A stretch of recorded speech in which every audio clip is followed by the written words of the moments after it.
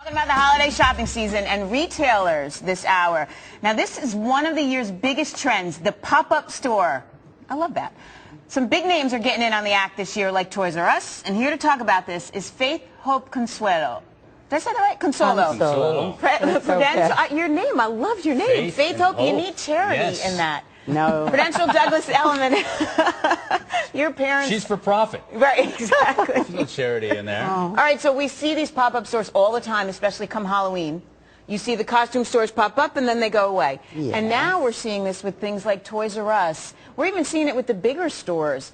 The makeup stores are doing it to pitch a product. That's true. Is this a trend that will continue? This is the opportunity for the shopportunity to reinvigorate the retail landscape.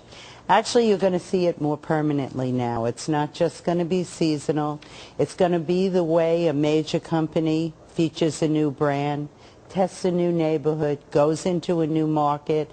Gucci's doing it with their $800 sneakers in Soho. The Limited, who's kind of been off the radar screen, going into Soho with a pop-up store, hoping to lure back the customer, maybe turn into a permanent store.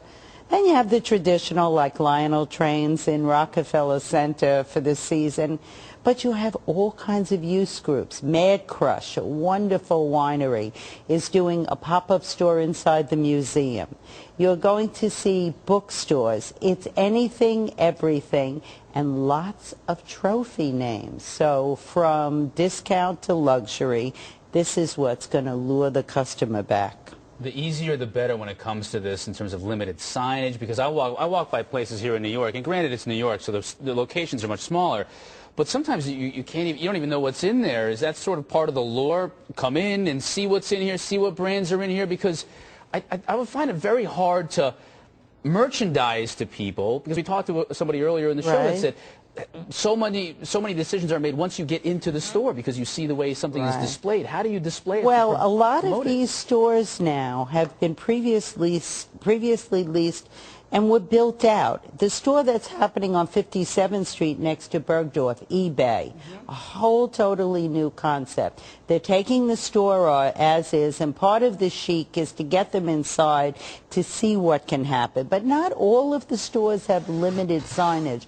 A lot of these formats are very large, 5,000 feet, 10,000 feet, like we saw with Target and Walmart.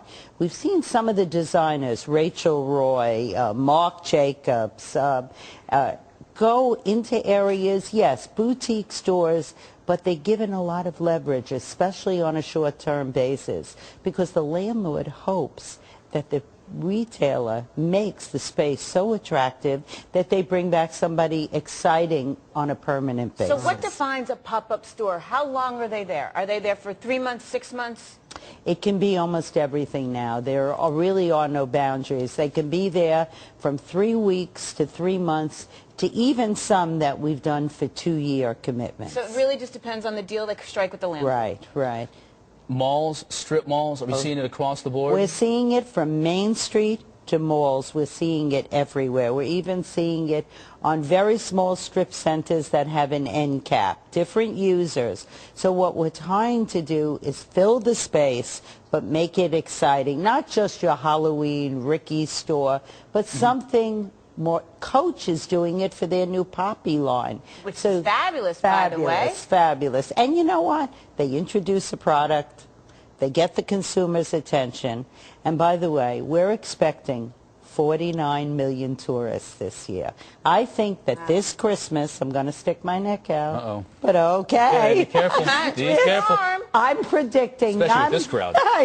Not only, oh yes, they're going to be writing us now. Not only a better Christmas than last year, because that's not hard to do, but the best you've seen in 5 years. People are taking their hands out of their pockets and they're shopping. That is a bold move. You have a lot of faith and a lot of hope there, Faith. Well, that's my name. But you're saying that people are just sick of being frugal. Right. They're sick of being frugal. A lot aren't traveling, so they go into the beauty store. They go into a temporary spa. We even have something in Nolita that's more of an indoor concept that has a wedding chapel, so you can get married, you can buy a wedding dress. Stay away from that. Okay. Well, everybody should be married. Yeah, No, at some everybody point. should be Sure. happy. Right. But I think this is going to make it exciting. Anything to get the focus of the consumer. What about, and we're going to talk about this more at deal, length though. here in a little bit, but what about the products themselves? I mean, are they selling more of the, and I don't want to, you can buy high-end stocking stuffers, but is it more simplicity as people try to prevent maybe that big, Yeah, like are they going to buy expensive those item? new Coach bags, or are they going to buy new socks? I think it's all in the presentation, and you have some sophisticated brand people doing that. They have this store now on Fifth Avenue called Little Mismatched. They were not in bricks and mortar before. They have apparel for children, focused on accessories, but it's not crowded, it's not crammed, it's featured beautifully. So if you want to spend $5, $50, $500, it's something different. I don't think we've ever seen anything like this. Just real quick, we talked to somebody earlier who was going from brick and mortar to e-commerce.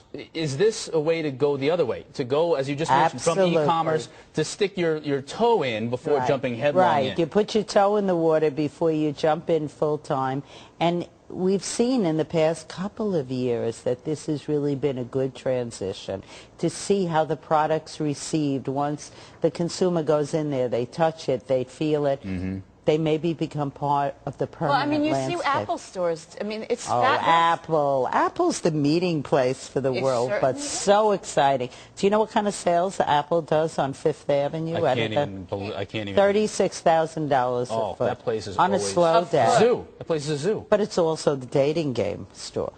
Really? Used to be Whole Foods, so if you want to meet somebody, Apple at midnight on Fifth Avenue, Stay away that's from the where wedding you go. chapel. Go to Apple. You're too smart for me. Everybody goes shopping. All right, thanks, Amen. Faith. Good to see you.